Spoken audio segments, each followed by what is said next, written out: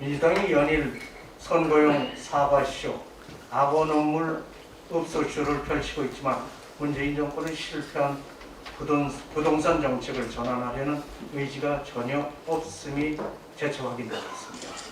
어제 이호승 신임 청와대 정책실장은 지금 주택정책은 일관성을 유지하는 게 중요한 시기라면서 문재인표 부동산 정책을 강행하겠다는 의지를 표명했습니다.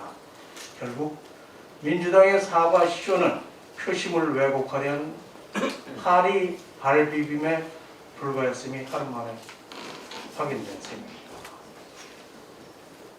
김태년 원내대표의 기자회견은 자가당착이자 모렴치한 처사였습니다. 토건 투기 세력 부활 운운하며 지지를 호소했는데 실제 토건 투기 세력은 다름 아닌 지난 4년간 97조의 예타 면제 등을 하고 집값을 천정부지로 올린 문재인 정권입니다. 부동산 정책 실패에 대해서 석고대죄도 모자를 파내 사과의 탈을 쓰고 책임을 전가하는 민주당의 후한무치의 칼날을 잃었습니다.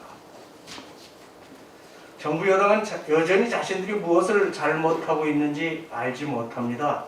국민을 고통스럽게 한 각종 정책의 실패, 문재인 정권 공직자들의 숱한 위선과 내로남불로 국민을 기만한 정부 여당은 이번 선거에서 심판받아야 비로소 무엇을 잘못하는지 심각하게 고민하고 반성할 것으로 보입니다.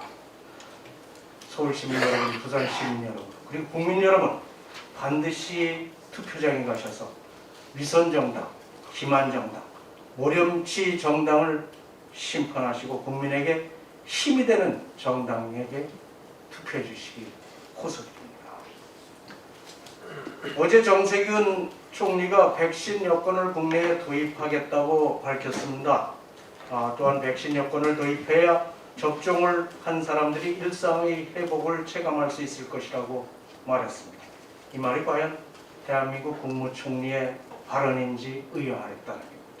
참으로 한심한 희망 부분을 넘어서 계속되는 현실 부정, 현실 왜곡에 참 어이가 없을 지경입니다. 현재 국내 백신 접종률은 1.69%에 불과합니다.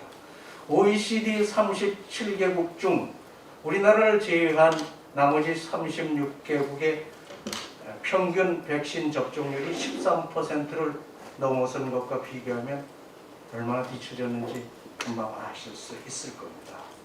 K-방역에 자아도취된 정부의 뒷북 백신 대응 탓에 백신 꼴찌 후진국 그룹이라는 불명예를 얻고 있습니다.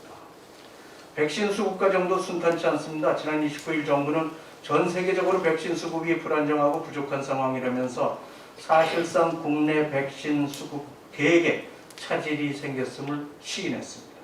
어제 국무총리가 예정된 일정대로 공급될 것이라고 강변했지만 희망사항일 뿐 현실은 예측 불허입니다.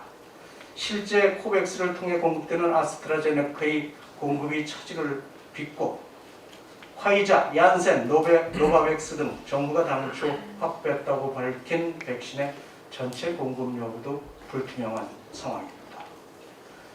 정부는 백신 수급 불안정 해소를 위해 아스트라제네카 백신 1, 2차 접종 간격을 조정하는 미봉책 외에는 뚜렷한 대책을 내놓지 못하고 있습니다.